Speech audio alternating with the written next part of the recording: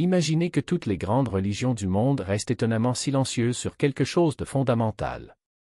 Ils ont délibérément laissé de côté la clé permettant de comprendre l'essence même de la réalité. Cet élément oublié s'appelle Sophia, mais elle n'est pas une déesse lointaine à vénérer. Sophia est un néon, un principe cosmique qui existait bien avant que notre univers n'émerge comme un simple murmure dans le vide. Ce que les institutions religieuses comme le Vatican, les églises orthodoxes et les érudits islamiques ne veulent pas que vous découvriez, c'est que l'acte créateur d'un être appelé fier a non seulement fragmenté le cosmos, mais a involontairement donné naissance à ce que l'humanité appelle aujourd'hui Dieu. Ce démiurge, créateur imparfait, croit fermement qu'il est l'autorité divine suprême. Des textes anciens, comme le livre secret de Jean et la Pistis Sophia, cachés depuis près de 2000 ans, révèlent toute l'histoire de Sophie.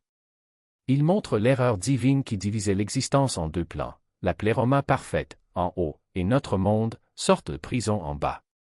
Comprendre la trajectoire de Sophia ne consiste pas seulement à réinterpréter les mythes de la création.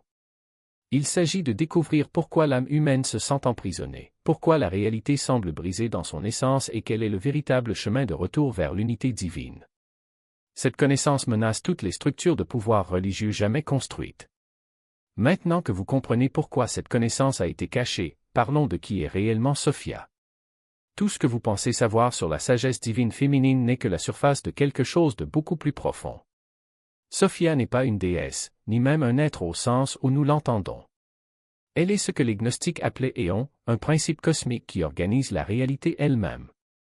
Pensez-y comme à la gravité, vous ne pouvez pas la toucher ni la voir, mais c'est la force invisible qui maintient les galaxies ensemble. Sophia opère au même niveau fondamental, sauf qu'au lieu de structurer la matière, elle organise la conscience, la sagesse et l'intelligence créatrice qui imprègnent tout. Pour comprendre la véritable nature de Sophia, il est nécessaire de comprendre comment les gnostiques voyaient le développement du cosmos. Au commencement absolu, avant l'espace, avant le temps, avant tout ce que nous pouvons imaginer, existait ce qu'ils appelaient la monade. Il ne s'agit pas de Dieu au sens personnel, mais de la source ultime, si transcendante qu'elle ne peut même pas être décrite comme existante ou inexistante. C'est tout simplement le cas, d'une manière que notre langage ne peut pas englober. De cette monade naît le Bitô, la première émanation, le principe divin père-mère qui sert de pont entre la source impénétrable et tout ce qui vient après. De l'union entre monade et Bitô naît le pléroma, la plénitude de la réalité divine, habitée par les éons.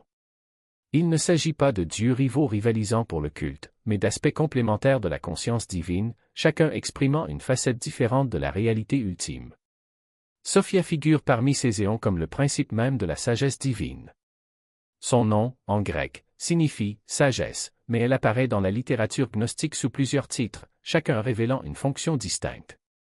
Comme Pistis Sophia, ou « foi-sagesse », elle représente la confiance divine qui cherche à connaître et à comprendre.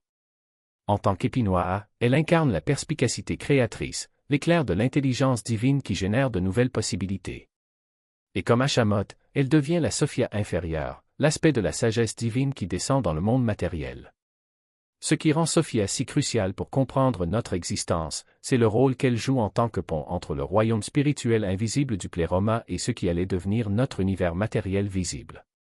Elle est l'éon responsable de cet éclair divin que nous ressentons en nous, de ce sentiment inexplicable que nous sommes plus que de la chair et des os, qu'il y a quelque chose d'éternel et de grand dans notre essence la plus profonde.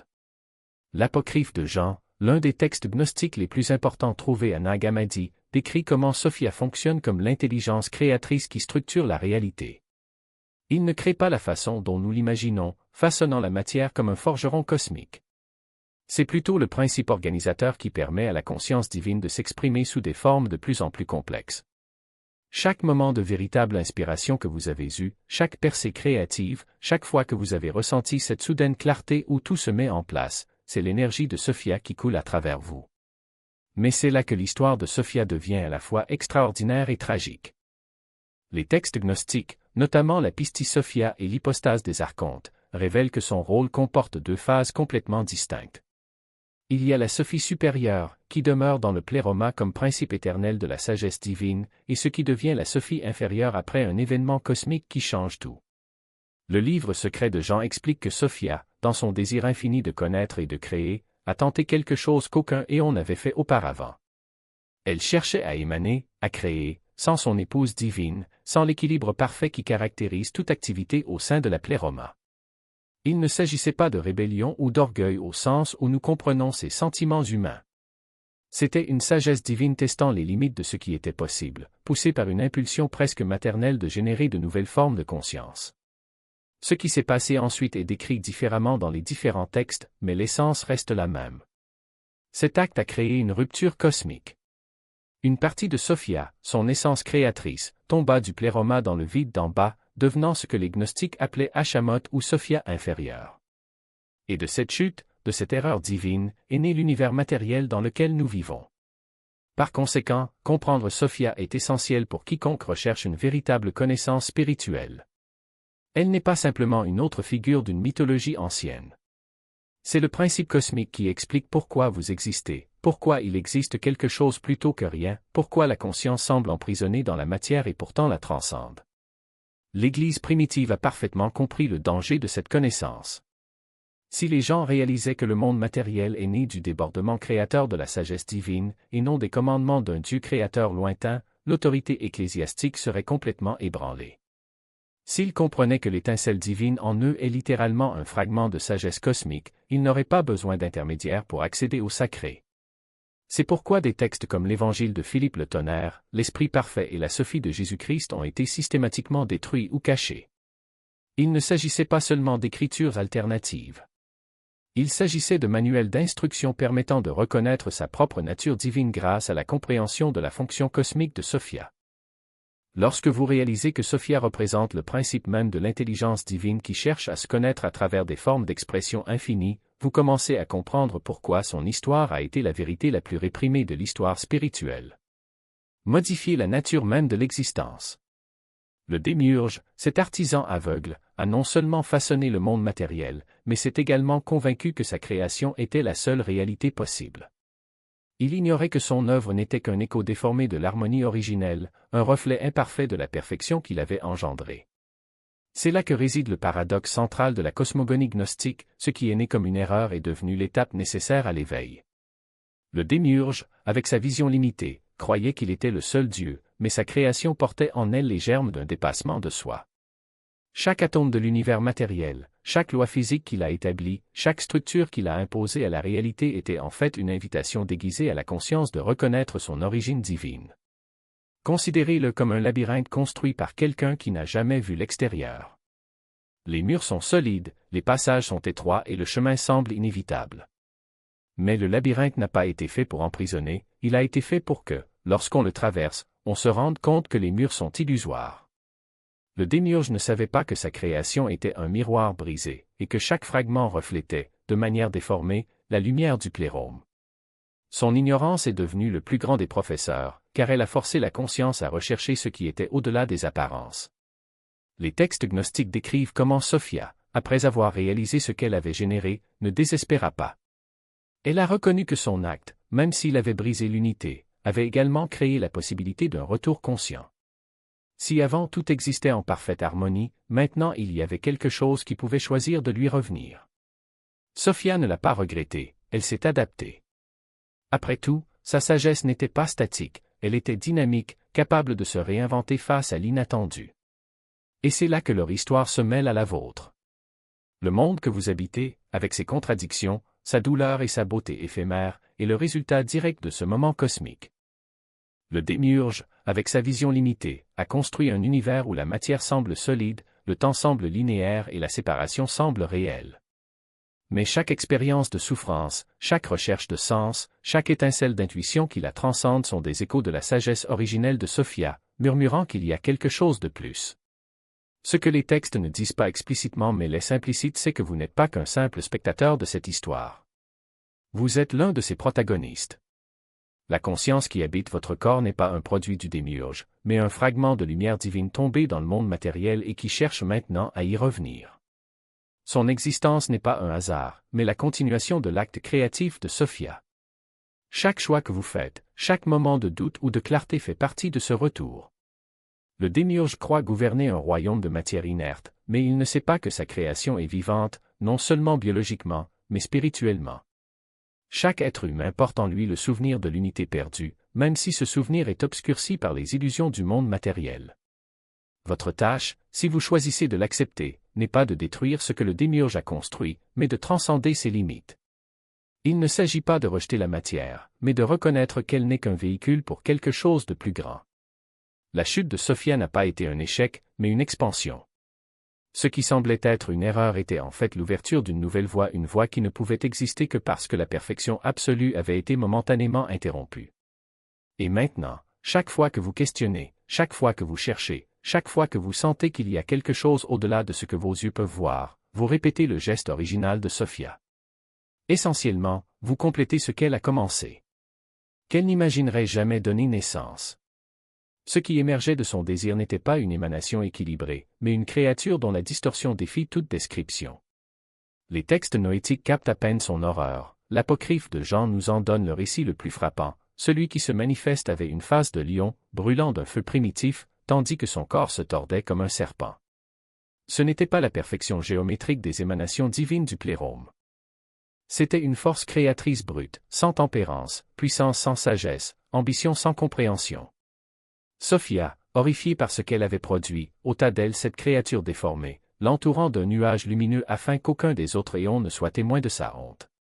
Mais ce qui se passe ensuite est l'un des secrets les plus troublants de l'histoire spirituelle. Cette entité déformée, cet accident aux proportions cosmiques, avait hérité de sa mère un attribut crucial, le pouvoir de créer. Cependant, il lui manquait totalement l'harmonie divine, l'équilibre qui n'existe qu'au sein de la structure ordonnée du plérôme. Il était, par essence, un dieu doté d'un immense pouvoir, mais sans aucune idée de sa place dans la hiérarchie cosmique. Expulsé du royaume divin, entouré de vide, cet être regardait autour de lui et ne voyait que lui-même. Aucun autre dieu, aucune lumière supérieure, aucune source transcendante. Et, dans sa profonde ignorance, il est parvenu à une conclusion qui résonnera pendant des millénaires dans l'expérience religieuse humaine. Il a déclaré, et il est essentiel que vous l'écoutiez attentivement, « Je suis Dieu et il n'y a d'autre que moi ». Cette phrase vous semble-t-elle familière? Ce n'est pas une coïncidence. L'être que les textes noétiques appellent Yaldabaoth, Samael ou Sakla est la même entité que des milliards de personnes vénèrent aujourd'hui comme le Dieu suprême, le Yahweh de la Bible hébraïque, le Jéhovah du christianisme, le Seigneur de la Genèse, qui marche dans le jardin et exige une obéissance absolue, le Dieu jaloux de l'Ancien Testament, qui ne tolère aucun rival et règne par la peur. Les gnostiques ont compris quelque chose que le christianisme institutionnel s'est efforcé de supprimer. Le Dieu de la Bible hébraïque n'est pas la source divine ultime, mais une entité cosmique illusoire qui croit qu'il est suprême parce qu'il ne peut pas percevoir la véritable hiérarchie divine qui existe infiniment au-dessus de lui.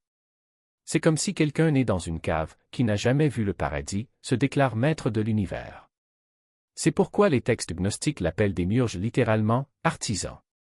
En grec, le mot ne désigne pas un créateur au sens plein, qui fait sortir quelque chose de rien par la pure volonté divine.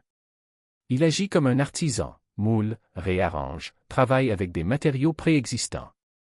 L'univers matériel dans lequel nous vivons n'est pas une création ex nihilo du vrai Dieu.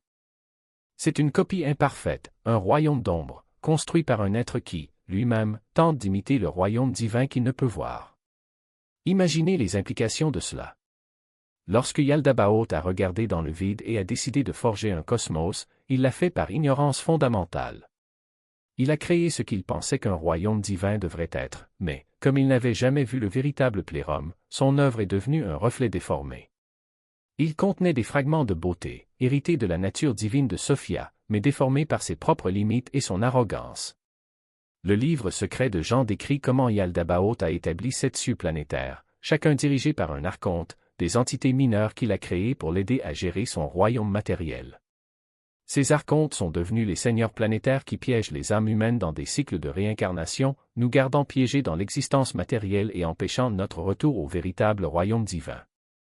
Chaque fois que vous mourrez et renaîtrez, vous traversez son domaine, soumis à son influence. Mais ce qui rend cela encore plus impressionnant, c'est que les premiers chrétiens le savaient. Les chrétiens gnostiques comprenaient que Jésus n'était pas venu comme le fils de Yaldabaoth, mais comme un émissaire du véritable royaume divin, envoyé pour éveiller l'humanité à la réalité de notre captivité spirituelle. Ils savaient que le Dieu courroucé, jaloux et vengeur de l'Ancien Testament n'était pas la source divine ultime, mais le geôlier cosmique qui maintenait l'humanité dans l'ignorance. Les textes gnostiques furent donc systématiquement détruits. Pour cette raison, leurs maîtres furent persécutés et tués. Savoir que le Dieu adoré par le judaïsme et le christianisme traditionnel était en réalité une entité cosmique trompeuse était trop dangereux pour survivre. Cela a miné toute la structure du pouvoir des religions organisées. Le témoignage de vérité est direct. Le Dieu des Juifs, qui a donné la loi, est le maître du sabbat, et son pouvoir est défectueux, car il n'est que le démiurge. L'hypostase des archontes va plus loin, lorsque ce faux Dieu déclara « Je suis Dieu, et il n'y a personne d'autre que moi », une voix vint d'en haut et dit « Tu as tort, Samaël », ce qui signifie « Dieu aveugle ». Lorsque vous lisez l'Ancien Testament avec cette compréhension, tout se met en place.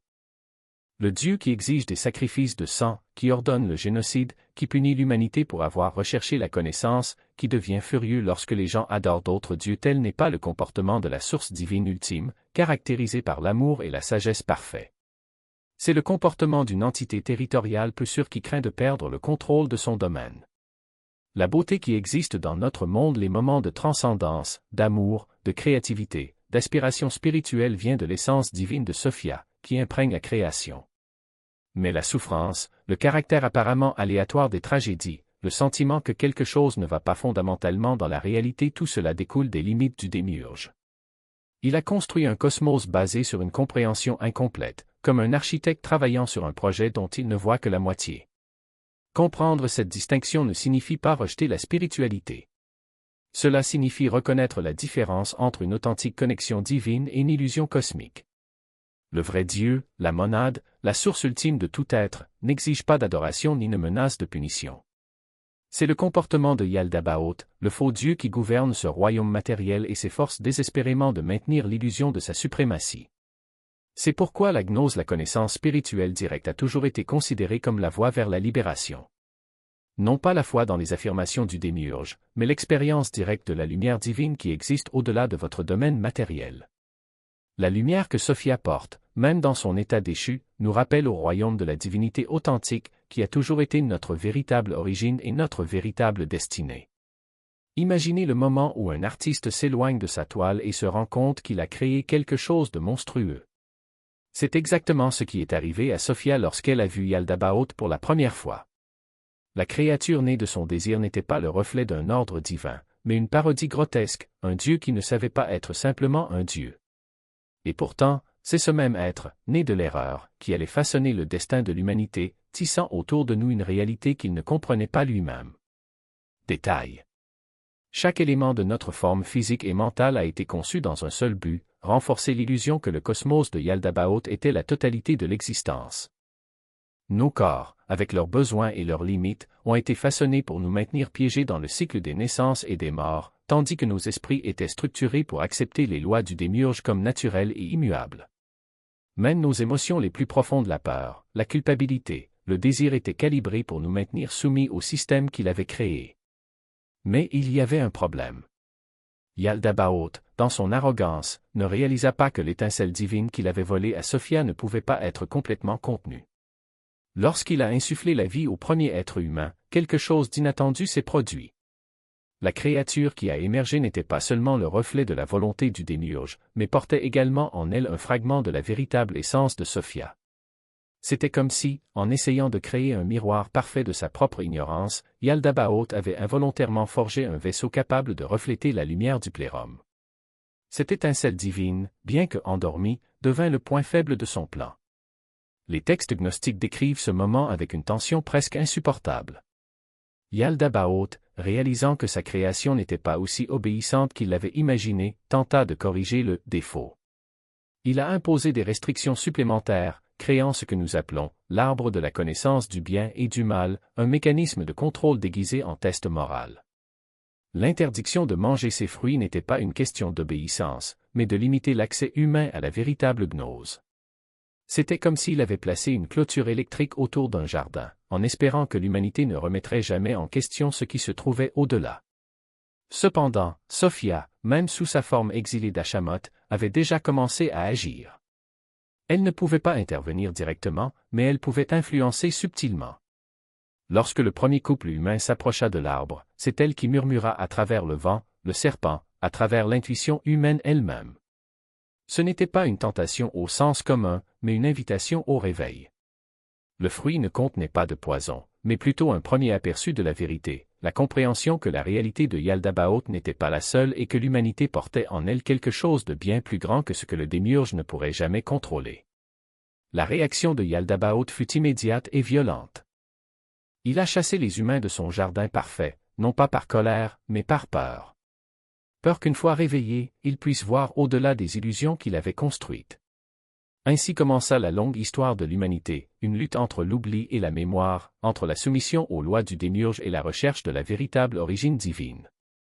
Mais voici le détail le plus fascinant. Yaldabaoth, dans sa précipitation pour contenir l'humanité, a commis une erreur encore plus grave. En essayant de limiter notre accès à la gnose, il a créé par inadvertance les conditions nécessaires à sa propagation. Chaque fois qu'un être humain remettait en question la réalité imposée, chaque fois que quelqu'un cherchait quelque chose au-delà du matériel, c'était un écho de la voix de Sophia travaillant à travers les fissures du système. Même les religions et les philosophies qui ont émergé au fil des siècles, souvent cooptées par les archontes, portaient en elles les germes de l'éveil. Et ainsi, le jeu cosmique a continué. Yaldabaoth, avec ses 7 cieux et ses archontes, croyait tout maîtriser. Mais Sophia, opérant dans l'ombre, a transformé chaque limitation en opportunité. Chaque prison qu'il a construite est devenue, sans qu'il s'en rende compte, un chemin de retour. Même le sujet, qu'il considérait comme sa plus grande réussite, s'est avéré être un véhicule de rédemption. Après tout, si la matière était la cristallisation de la souffrance divine, alors chaque atome de l'univers portait en lui le souvenir de la perte et donc le potentiel de réconciliation. Et c'est là que notre existence même prend un nouveau sens. Nous ne sommes pas les victimes passives d'un cosmos indifférent, ni les enfants privilégiés d'un Dieu tyrannique. Nous sommes, chacun de nous, des participants actifs à un drame cosmique toujours en cours. En nous, l'étincelle divine de Sophia lutte pour se souvenir de sa vraie nature, tandis que les structures de Yaldabaoth tentent de nous convaincre que nous ne sommes que des corps, des esprits, des êtres limités. Mais l'histoire ne s'arrête pas là. Car au fond, nous savons ou du moins soupçonnons qu'il y a quelque chose de plus. Et c'est ce soupçon, cet aperçu de quelque chose au-delà, qui entretient l'espoir qu'un jour, peut-être, nous nous réveillerons enfin. Toi. Et c'est exactement pourquoi les archontes ont consacré des siècles à perfectionner leur stratégie de contrôle. Chaque religion organisée, chaque système éducatif, chaque récit médiatique a été soigneusement façonné pour canaliser cette étincelle divine dans des directions inoffensives. Ils ne pouvaient pas l'éteindre, alors ils ont appris à le rediriger. Lorsque vous ressentez le besoin de rechercher quelque chose de plus grand, ils vous proposent des temples avec des rituels vides, des dogmes qui transforment la vérité en formule, des dirigeants qui promettent le salut en échange de l'obéissance. Lorsque l'étincelle les amène à remettre en question les structures du pouvoir, ils créent des idéologies politiques qui promettent la justice mais se contentent d'échanger un ensemble de chaînes contre un autre. Lorsque vous aspirez à la beauté et à la transcendance, ils inondent le monde d'art produits en masse, de divertissements superficiels et de plaisirs instantanés qui anesthésient sans nourrir. Le plus ingénieux de tous est la façon dont ils ont transformé même la quête spirituelle en un autre produit de consommation. Méditation réduite à une technique de productivité, illumination vendue sous forme de cours en ligne, amour inconditionnel remplacé par des relations toxiques qui se nourrissent du manque. Ils savent que l'étincelle de Sophia ne peut pas être détruite, mais elle peut être distraite et rien ne la distrait plus que la promesse que l'éveil est proche, avec le prochain achat, la prochaine expérience, le prochain gourou. Et pourtant, aussi sophistiquées que soient ces méthodes, il existe un défaut fondamental dans son système, l'étincelle divine ne répond pas à la logique du contrôle. Il ne peut pas être programmé, seulement reconnu. C'est pourquoi, même dans les sociétés les plus oppressives, il y a toujours ceux qui voient au-delà des illusions. Le poète qui écrit des vers qui semblent venir d'un autre monde, le scientifique qui persiste à poser des questions qui remettent en question le paradigme dominant, l'étranger dans la foule qui lève les yeux vers le ciel nocturne et éprouve un désir qui n'a pas de nom sont tous des témoins vivants que la graine plantée par Sophia germe encore, malgré tout. Les archontes le savent. Ils observent ces individus avec un mélange de frustration et de fascination, comme des ingénieurs qui regardent leur machine les plus parfaites développer des défauts inexplicables. Ils essaient de les qualifier de fous, d'hérétiques, de rebelles, mais au fond, ils comprennent qu'il ne s'agit pas d'un défaut du système, mais d'une faille dans sa propre conception. Parce que l'étincelle de Sophia n'est pas une erreur de programmation. Elle est la preuve que leur système n'a jamais été complet. Et voici le paradoxe qui les tourmente, plus ils tentent de supprimer cette étincelle, plus elle se manifeste. Chaque couche de contrôle qu'ils ajoutent crée de nouvelles fissures par où la lumière peut pénétrer. La rigidité même de ces structures génère les frictions nécessaires pour que la vérité se révèle. C'est comme si, dans leur obsession de l'ordre, ils avaient créé les conditions parfaites pour que le chaos sacré de Sophia puisse s'épanouir. Vous avez ressenti cela, n'est-ce pas? Ce moment où toutes les explications conventionnelles semblent insuffisantes, où les réponses toutes faites laissent un goût amer en bouche. Cela peut être lors d'une crise existentielle, ou dans le silence après une perte, ou même au plus fort d'une réalisation matérielle, lorsque l'on se rend compte que la victoire n'a pas apporté l'accomplissement promis. Ce sont les moments où l'étincelle scintille, comme un phare dans le brouillard, vous rappelant qu'il existe un autre chemin. Le plus ironique est que les mécanismes de contrôle des archontes finissent par servir de catalyseur à l'éveil. L'oppression engendre la résistance. L'aliénation génère la recherche. Le mensonge crée une soif de vérité. Chaque fois que vous vous sentez étouffé par les structures qui vous entourent, c'est l'étincelle de Sophia qui vous murmure, ce n'est pas tout. Il y a plus. Et chaque fois que vous choisissez d'écouter ce murmure, plutôt que de le noyer dans le bruit du monde, vous faites un pas vers votre vraie nature. Ce n'est pas un processus facile. Les archontes n'ont pas abandonné. Ils continuent d'affiner leur technique, en utilisant des algorithmes pour prédire et manipuler nos désirs, transformant même notre besoin de connexion en un autre produit. Mais il y a quelque chose qu'ils ne peuvent jamais contrôler, le fait que l'étincelle divine n'appartient pas à ce royaume. Elle est étrangère ici, certes, mais c'est justement cette étrangeté qui la rend invincible. Lorsque vous regardez l'histoire, vous voyez une tendance claire. Chaque fois que l'humanité semble sur le point de succomber complètement au contrôle, quelque chose se produit. Une nouvelle forme d'art émerge, défiant les conventions. Une révolution scientifique bouleverse les vieux paradigmes. Un mouvement spirituel s'épanouit, mettant en lumière des vérités oubliées. Ce ne sont pas des accidents. Ce sont des éruptions de l'étincelle de Sophia, nous rappelant que nous sommes plus que ce pourquoi nous avons été programmés. Et voici la bonne nouvelle, il n'est pas nécessaire d'attendre un réveil collectif massif pour se lancer. Chaque petit acte d'authenticité, chaque instant où vous choisissez la vérité plutôt que la commodité, chaque fois que vous refusez d'être réduit à un rôle ou une fonction, vous alimentez cette étincelle. Peu importe la taille de la flamme, c'est suffisant. Car en fin de compte, ce n'est pas la taille de la lumière qui compte, mais le fait qu'elle existe et qu'aucune obscurité ne peut l'éteindre complètement. Perdu. Et c'est précisément là que réside le piège le plus subtil. Le système n'a pas besoin d'interdire la recherche spirituelle, il a juste besoin de la réorienter. Lorsque vous croyez que l'illumination vient de l'extérieur, d'un maître, d'un objet sacré ou d'une pratique rituelle, vous renforcez en réalité les barreaux de la prison dont vous ne vous rendez même pas compte. Le vrai chemin ne nécessite pas d'intermédiaire, car l'étincelle divine brûle déjà en vous. Il n'est pas nécessaire de l'acquérir, il suffit de s'en souvenir. Et c'est ce souvenir que les archontes craignent le plus. Ils savent qu'une fois que vous reconnaissez la nature illusoire des structures qui vous entourent, votre loyauté change. Non plus aux institutions, aux dogmes ou au système de contrôle, mais à la voix silencieuse qui murmure en vous, celle qui ne se soumet pas aux hiérarchies, qui n'échange pas sa vérité contre la sécurité, qui n'échange pas sa liberté intérieure contre une approbation extérieure. Cette voix, c'est Sophia elle-même qui s'exprime, l'écho de Pluroma qui vous appelle chez vous.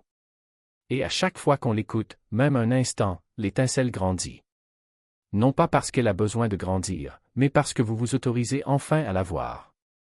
Mais voici le paradoxe, plus vous vous rapprochez de ce souvenir, plus le système tentera de vous distraire.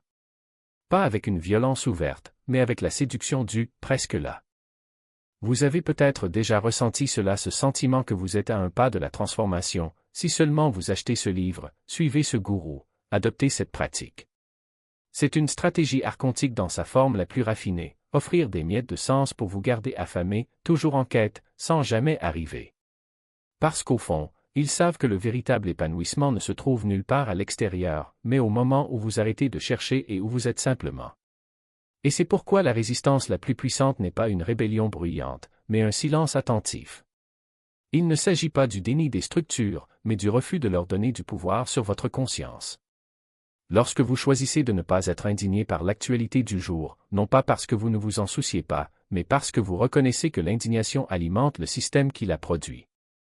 Lorsque vous refusez de participer au concours de statut, non pas par dédain, mais parce que vous savez que votre vraie nature ne se mesure pas en like ou en promotion. Lorsque vous regardez un enfant et que, au lieu de projeter sur lui vos propres angoisses de réussite, vous le laissez simplement tranquille, vous sapez discrètement les fondations de la prison archontique. Les archontes ne peuvent pas toucher à ce qui est éternel, mais ils peuvent obscurcir sa vision. Ils ne peuvent pas éteindre l'étincelle, mais ils peuvent vous faire croire qu'elle n'existe pas.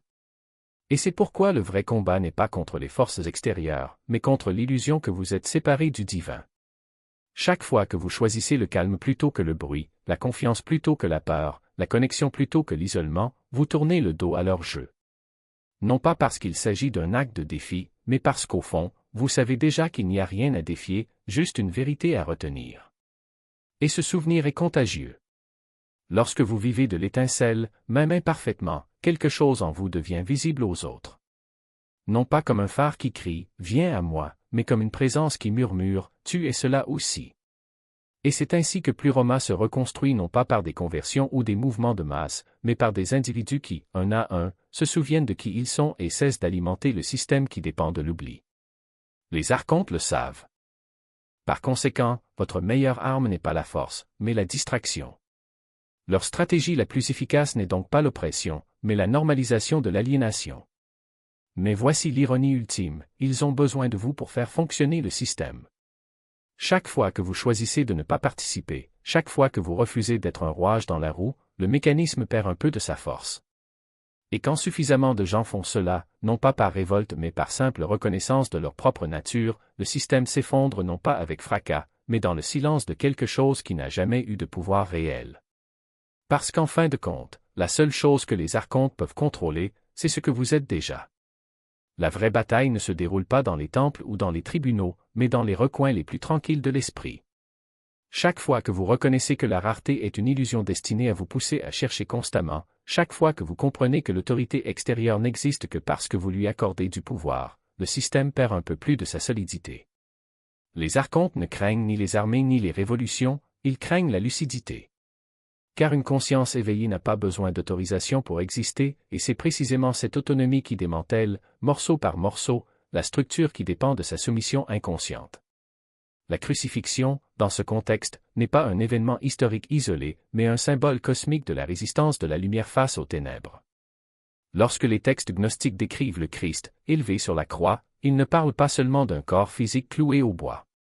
Il parle de l'incarnation divine exposée dans toute la mesure de la violence archontique tout en restant intacte. La croix, en ce sens, est le point de rencontre entre le monde matériel et le divin, le lieu où l'illusion de la séparation est contrainte de se confronter à sa propre fragilité. Les archontes tentent de détruire le messager, mais ce qu'ils ne comprennent pas, c'est que le message avait déjà été implanté en chaque être humain. La mort physique n'efface pas la vérité. Cela révèle seulement que la vérité n'a jamais été soumise aux lois du temps ou de la matière. Ce que nous appelons « résurrection » n'est donc pas un miracle réservé à un seul individu, mais la confirmation que l'éveil est possible pour chacun. Ce n'est pas quelque chose qui se produit après la mort, mais pendant la vie au moment où vous réalisez que la mort, comme tout le reste dans le système archontique, n'est qu'une illusion parmi d'autres. Les textes gnostiques sont clairs, si vous ne vous réveillez pas de votre vivant, il n'y a rien à sauver plus tard. Parce que ce que vous êtes réellement ne peut être emprisonné, pas même par la mort.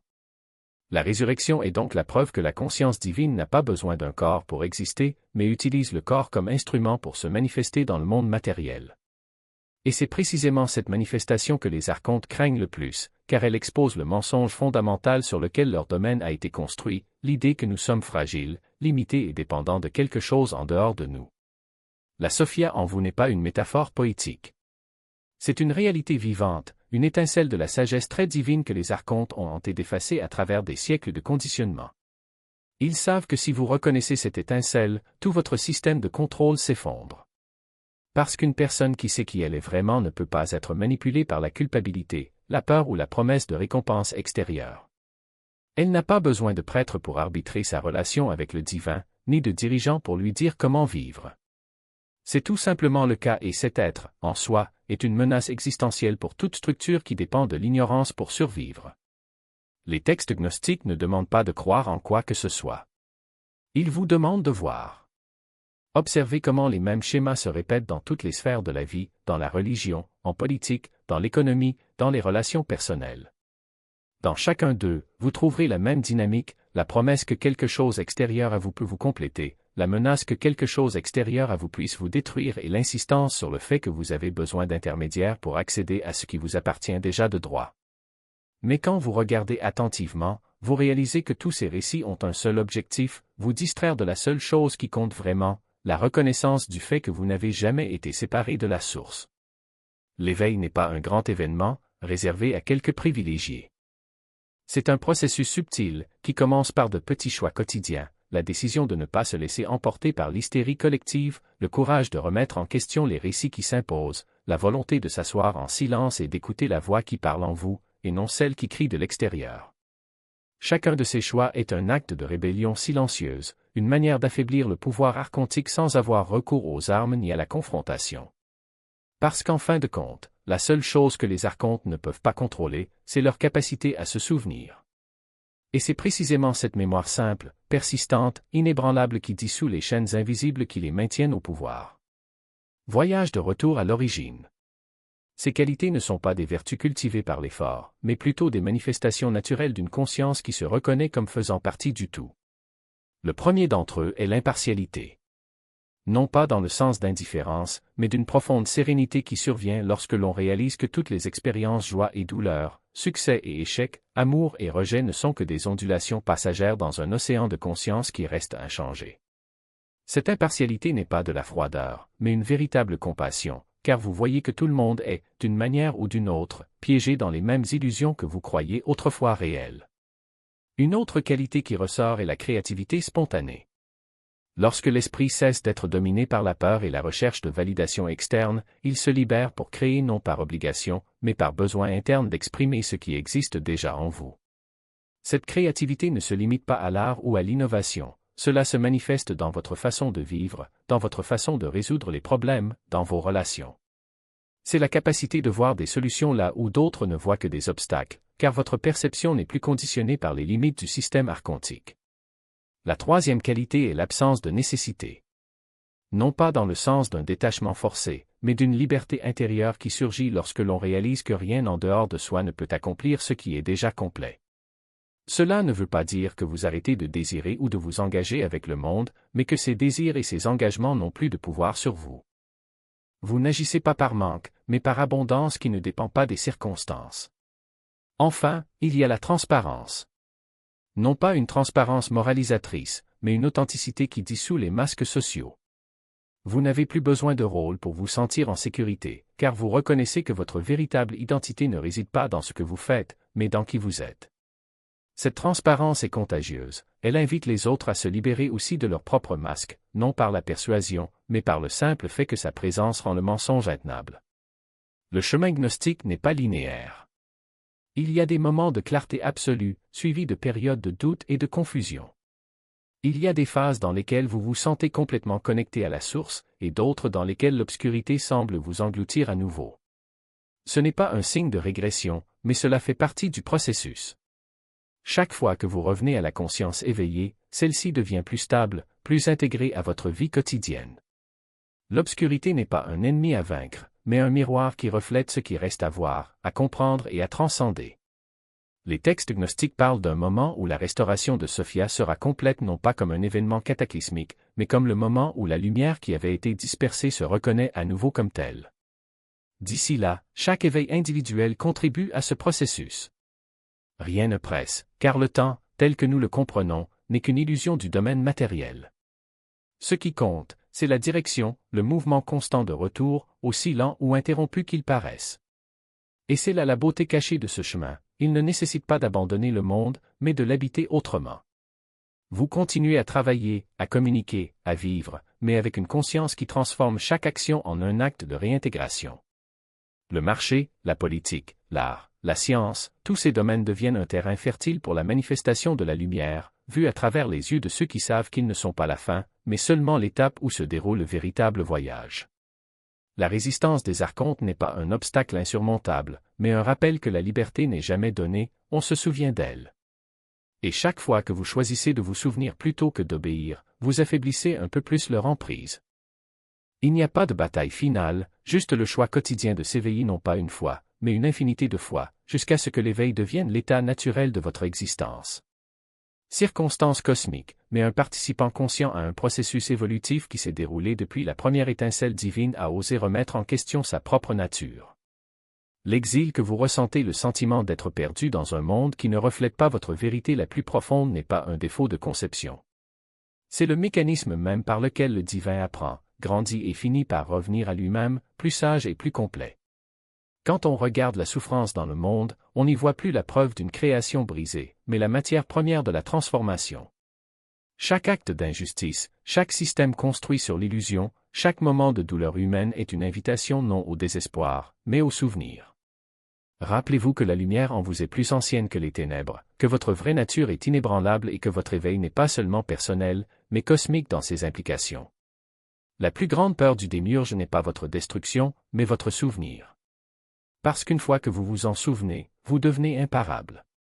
Vous arrêtez de nourrir les systèmes de contrôle avec votre peur, votre obéissance, votre participation incontestée. Vous commencez à voir le monde tel qu'il est réellement, une étape temporaire où le divin joue sa propre rédemption à travers vous. C'est pourquoi le chemin du retour ne consiste pas à échapper au monde, mais à le transfigurer. Le monde physique, avec toute sa densité et ses limites apparentes, n'est pas l'ennemi, c'est la salle de classe. Ici, vous apprenez à exercer votre pouvoir divin d'une manière que l'esprit pur, épargné par la matière, ne pourrait jamais faire. Vous apprenez la patience face au retard, la compassion face à la cruauté et une foi inébranlable face au doute. Ce ne sont pas des faiblesses, ce sont ces mêmes qualités qui rendent votre lumière plus rayonnante qu'elle ne l'a jamais été dans l'harmonie non testée du plérôme. Les étapes avancées de ce voyage révèlent quelque chose d'encore plus profond. Vous n'êtes pas seulement l'enfant de Sophia, vous êtes ses mains et ses yeux dans le monde. Lorsque vous choisissez l'amour plutôt que la peur, la vérité plutôt que l'illusion, la connexion plutôt que la division, vous ne vous guérissez pas seulement vous-même. Vous réparez activement la fracture cosmique qui a commencé avec sa descente. Chaque fois que vous aidez une autre personne à se souvenir de sa nature divine, vous rassemblez les fragments dispersés de sa lumière. Chaque fois que vous refusez de vous plier aux idoles du matérialisme, du nationalisme ou de l'autorité aveugle, vous affaiblissez l'emprise du démiurge sur la création. Et chaque fois que vous restez ferme dans votre connaissance, même lorsque le monde vous traite d'insensé ou de dangereux, vous participez à la restauration de toutes choses. C'est le secret au cœur de la vision gnostique, le monde matériel n'est pas une prison à fuir, mais un dépôt sacré à racheter. La souffrance que vous endurez n'a pas de sens, c'est le feu qui forge votre sagesse. Les défis auxquels vous faites face ne sont pas des obstacles, ils sont les moyens mêmes par lesquels vous devenez plus fort. Et l'exil que vous ressentez n'est pas une malédiction. C'est la condition nécessaire au plus grand retour au pays imaginable. Lorsque les textes parlent de la restauration de Sophia, ils ne décrivent pas un événement cosmique abstrait. Ils décrivent votre éveil. Ils décrivent le moment où vous réalisez que le divin n'est pas quelque chose que vous cherchez à l'extérieur de vous-même, mais quelque chose que vous êtes. Et dans cette prise de conscience, l'univers entier change. Les illusions qui vous tenaient autrefois se dissolvent. Les peurs qui vous contrôlaient autrefois perdent leur pouvoir. Et l'amour qui a toujours été votre vraie nature remonte à la surface, n'est plus caché, n'est plus réprimé. C'est la promesse de la voie gnostique, que vous n'êtes pas une victime du destin, mais un co-créateur du destin. Que vos choix comptent, non seulement pour votre propre vie, mais pour l'évolution de la conscience elle-même. Et que l'histoire de Sophia n'est pas seulement un mythe ancien, mais une réalité vivante qui se déroule à travers vous, ici et maintenant. La question n'est pas de savoir si vous vous réveillerez. La question est, que ferez-vous de la lumière une fois que vous vous en souviendrez? Les vastes courants invisibles de l'existence. Vous n'êtes pas un observateur passif, entraîné par des forces cosmiques indépendantes de votre volonté, vous êtes un fil vivant dans la grande tapisserie de l'éveil, tissant votre propre lumière dans le tissu de la réalité. Chaque moment de clarté, chaque acte de courage, chaque choix de voir au-delà de l'illusion est un pas vers la restauration de l'ensemble divin. Vous ne cherchez pas simplement la libération pour vous-même, vous êtes un vaisseau du retour de Sophia, un participant conscient au grand travail de réunion des étincelles dispersées de la divinité. Le plérôme ne reste pas lointain, attendant votre arrivée, il respire en vous, s'étendant avec chaque vérité que vous découvrez, chaque peur que vous transcendez, chaque amour que vous osez incarner. C'est pourquoi les forces archoniques résistent avec une telle intensité. Ils comprennent que lorsque vous vous souvenez de votre vraie nature, leur emprise sur le monde s'affaiblit. Ils savent qu'un seul esprit éveillé peut démêler des siècles de tromperie, qu'un cœur aligné sur la vérité devient une force imparable. Vous n'êtes pas impuissant. Vous êtes le pouvoir même qu'ils craignent, l'étincelle qui refuse de s'éteindre, la voix qui dit l'indicible, les mains qui réparent ce qui a été brisé. La guérison de Sophia n'est pas un événement lointain. Cela se produit maintenant, dans les choix que vous faites, dans la façon dont vous rencontrez le monde. Chaque fois que vous choisissez la conscience plutôt que l'ignorance, chaque fois que vous agissez par amour plutôt que par peur, vous rétablissez l'équilibre divin. Ce n'est pas une simple mythologie, c'est votre héritage, votre appel, votre vérité vivante. Vous n'apprenez pas seulement une histoire ancienne. Vous vous souvenez pourquoi vous êtes venu ici. Et si cette connaissance éveille quelque chose au plus profond de vous, si vous avez l'impression qu'une clé tourne dans une porte verrouillée depuis longtemps, alors vous faites déjà partie de la restauration. La question n'est pas de savoir si vous répondrez à l'appel. La question est, que ferez-vous du feu une fois qu'il s'allumera?